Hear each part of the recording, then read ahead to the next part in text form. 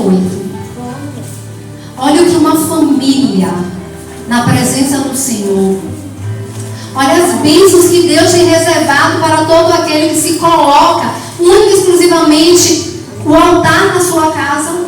No versículo, capítulo 8, versículo de 1 a 6, no versículo 1 diz: falou Eliseu àquela mulher, cujo filho ele restaurara a vida, dizendo: levante-se e saia daqui com os membros da sua casa.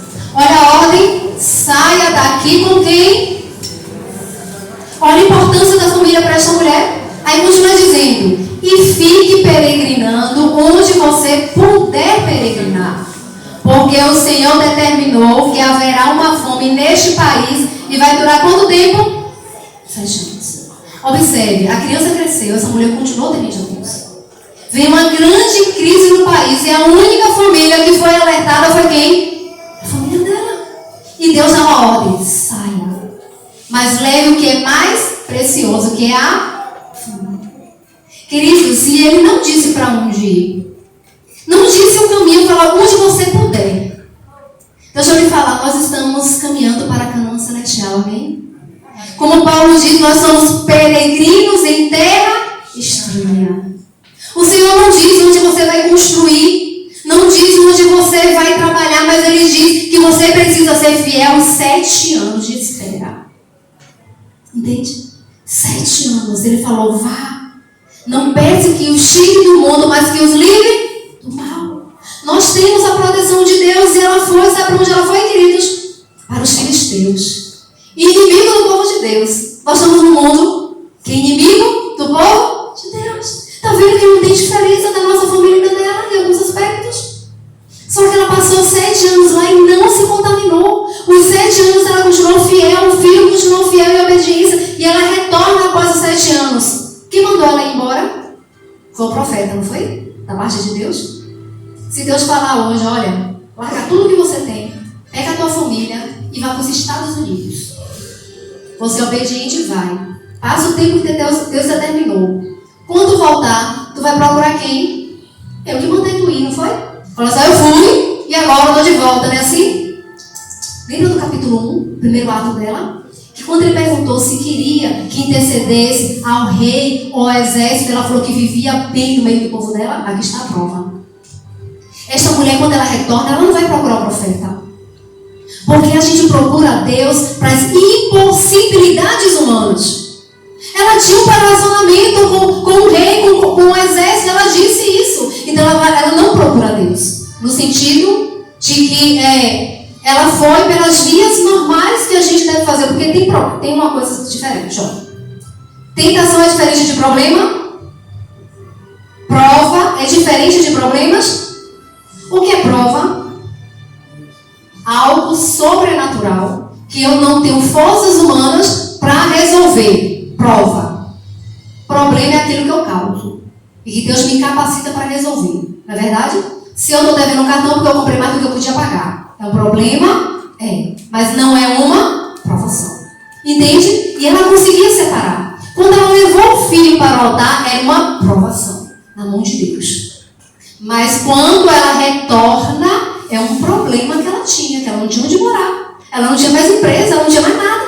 Então ela ia resolver com as habilidades que Deus tinha dado a ela.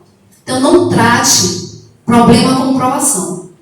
Pegou a deixa? Não trate problema como provação. Provação é só jejum e oração em Deus. Problema Deus te capacita para resolver. Foi o caso dela, ela foi procurar o rei. Olha que coisa linda. Quando ela está lá, acaba dos 7 anos, versículo 3, ela volta à terra dos filisteus e foi falar com o rei para reclamar a sua casa, as suas terras. Essa mulher entendia de direito.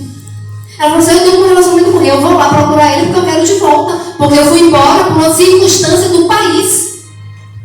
E Deus pediu para eu ir, eu quero voltar, eu quero resolver o problema.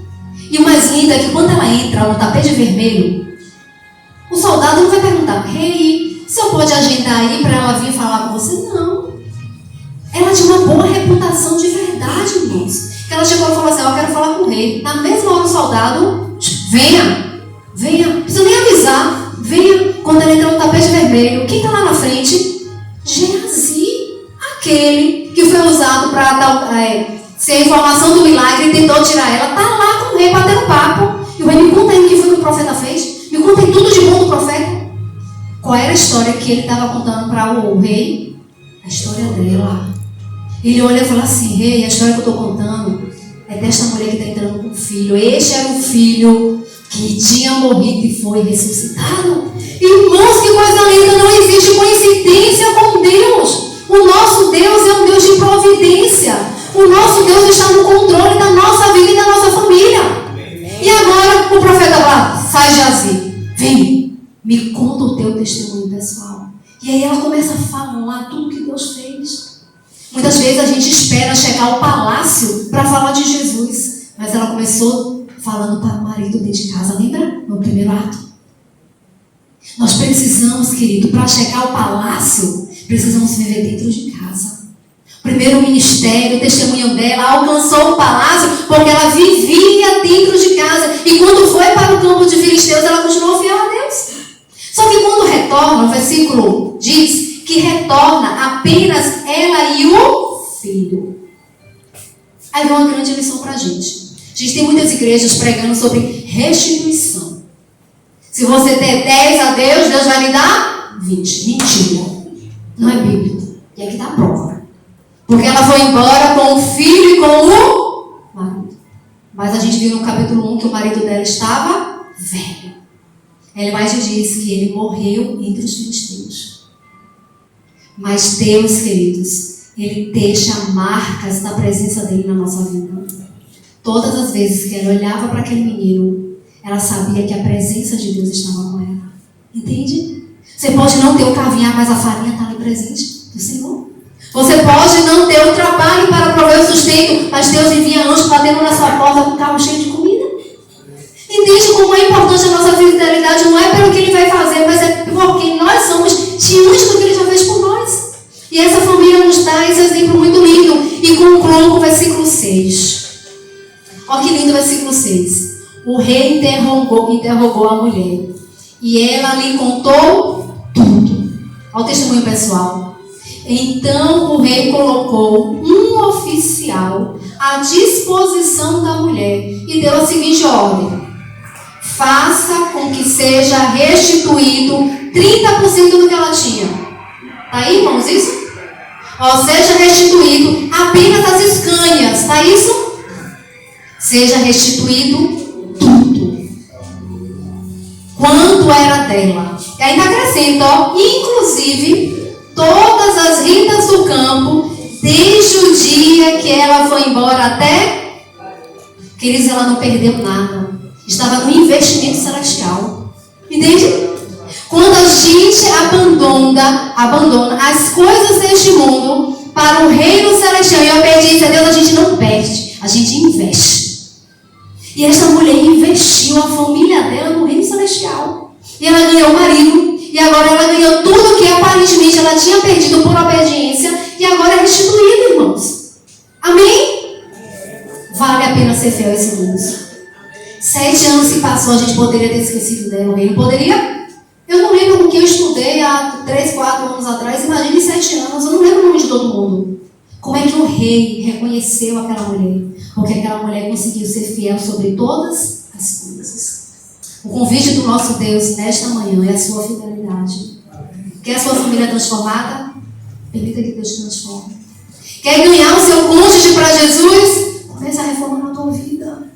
Você quer ter seus filhos na eternidade? Invista neles hoje. Entende, irmãos?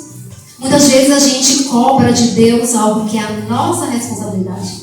Porque a aprovação é com Deus, mas o problema é... A gente causa um problema. Eita, que tem mulher que briga, que reclama demais. Que o marido, quando termina o trabalho, não quer ir para casa mais não. Porque chega em casa é só problema, é só reclamação. É verdade. Tem adolescentes. É outro dia, né? Outra hora, filhos. Mas só essa pincelada. Porque, bom... Vocês acreditam que o Espírito Santo fala conosco? Existem comerciais de comida que podem dar uma imagem linda de uma comida e do lado coloca assim, ó, imagem meramente ilustrativa, não é? É igual, só que quando a gente fala das questões espirituais, não é assim. Quando a gente ora, clama a Deus e pede para mim, fala assim, ai, irmã tá falando. Não, Deus mandou para tu mesmo. Você sabe, Deus mandou. Porque a gente não tem essa cultura na nossa igreja de falar essas coisas. Acha que é só pentecostal. Não, irmão. Deus se manifesta na sua igreja. Deus se manifesta para todo que abre o seu coração e tem um altar do Senhor no seu coração. Aí fala, não, essa menina é bem pentecostal. Assim. Não, é porque Deus fala. Quando a gente clama, se vocês olharem aqui para o sermão, não tem nada do que eu falei. Porque Deus, Ele move, coloca outras coisas. Porque Deus conhece a realidade e a necessidade de cada um. E Deus está lhe dizendo que você que precisa começar a reforma na tua casa. Vai estudar a Bíblia, levante de madrugada. Qual foi a última vez que você levantou na cama do seu filho, colocou a mão e o pôs e orou por ele? Qual foi a última vez que você, ao lado do seu esposo, orou por ele e clamou a Deus para salvar a vida dele? Aí você quer transformação em casa que tu não está transformado, criatura. Tu quer bênção se tu não é bênção. Entende, irmãos? Nós precisamos ser para que eles sintam o que Deus fez na minha vida. Eu falo, poxa, minha mulher assim, assada, cozinhada. Menina, depois que foi para a igreja, que bênção é este homem de Deus, que bênção é esta criança. Mas a gente não mostra a transformação, queridos. Mas a gente fica pior. A gente só quer brigar. Ó, Deus não pode isso. Ó, Deus está reclamando daquilo. Tudo muda, vai ficar apontando a vida de todo mundo dentro de casa.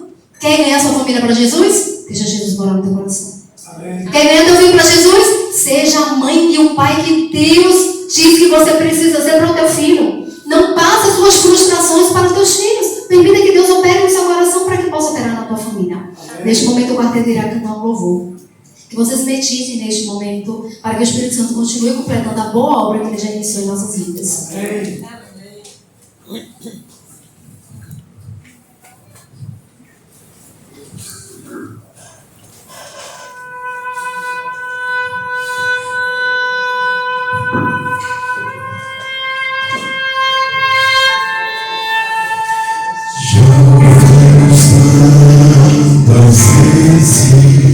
Sobre a volta de Jesus, nosso coração anseia ver o brilho de sua luz, mas os dias vão passando, meses anos vêm e vão, e Jesus não aparece. Temos que esperar em vão, os sinais vão se cumprindo, uma incrível precisão. Nossa fé está segura na divina expiação. Já está chegando o dia quando Deus se erguerá no seu trono de justiça, e a Jesus encaminhará. Filho,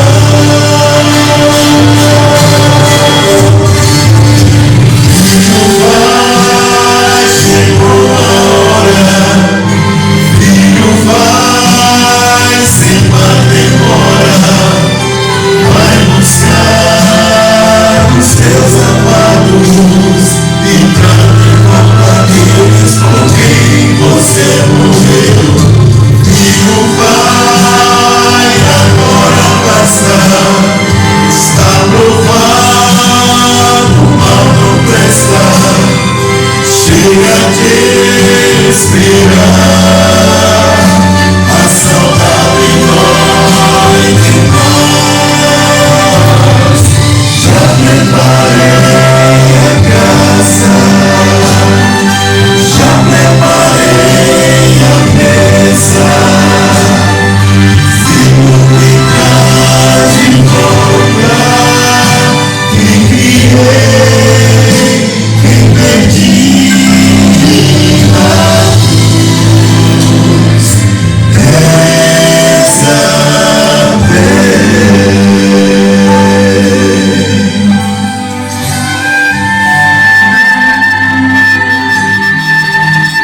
se você já foi tentado a descrer ou desistir,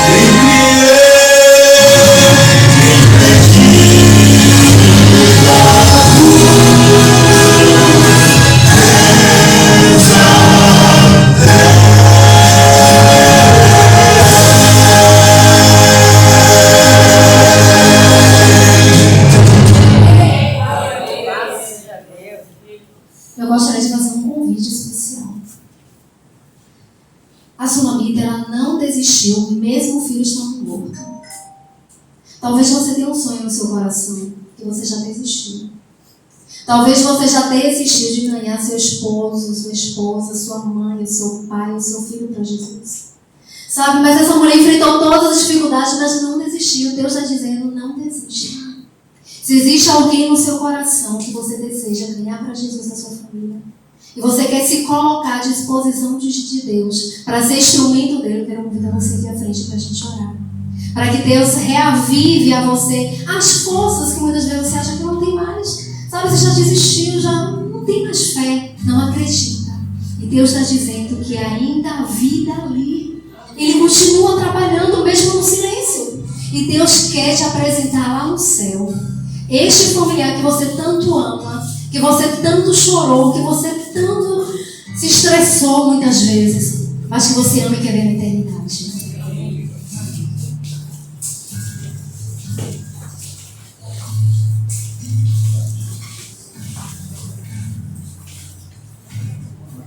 Oremos. Querido Espírito Santo, obrigado por tua presença mais uma vez no nosso meio.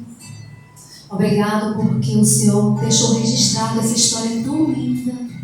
História que em alguns momentos nós nos identificamos. História que podemos tirar lições práticas para a nossa vida. Senhor, e uma lição muito grande de amor e persistência. Ó Senhor, por favor, mesmo diante de todas as decepções que temos tido nesta vida, continua aumentando a nossa fé. Porque Jesus está voltando e nós cremos nisso. Mas nós não queremos morar na eternidade sozinhos. Existem pessoas que nós amamos muito e que o Senhor entregou a sua vida por eles. E o Senhor quer vê-los também no céu. Então nos usa, Pai, como instrumento para salvar essas pessoas. Por favor, não permita que venhamos desistir diante do sol quente, diante do jumento, diante das pedras, diante das dificuldades. Por favor, Senhor, renova nossas forças e coloca dentro de nós a intenção de urgência para salvar. Porque queremos ter cada um deles na eternidade. Eu não conheço esta igreja. Eu não conheço as pessoas que estão no coração de cada membro aqui, Pai, mas o Senhor conhece. O Senhor sabe qual instrumento, o que precisa ser feito para que essa pessoa entregue a sua vida plenamente e possa ressuscitar espiritualmente. Envia neste momento, por favor, Espírito Santo, uma comitiva de anjos para visitar cada pessoa. Para que eles possam ouvir nitidamente em seus ouvidos a voz, o chamado do Senhor para ter um relacionamento íntimo com eles. Nos dá sabedoria no dia a dia, Pai, para ser instrumento de Deus. Porque nós nos cansamos, nós nos aborrecemos, nós choramos e muitas vezes pensamos em desistir. Mas nesta manhã o Senhor disse que quer salvar a nossa família. Assim como a Sunamita passou 7 anos lá com os filisteus, nós estamos também neste mundo, mas não somos daqui, Pai. E nós queremos ir morar na eternidade, nos apresentar alguém com toda a nossa família juntas. E se ainda neste mundo a gente não contemple ver-nos na tua presença, que possamos ter a grata surpresa que a irmã Zezé terá lá no céu de encontrar seu esposo, Pai.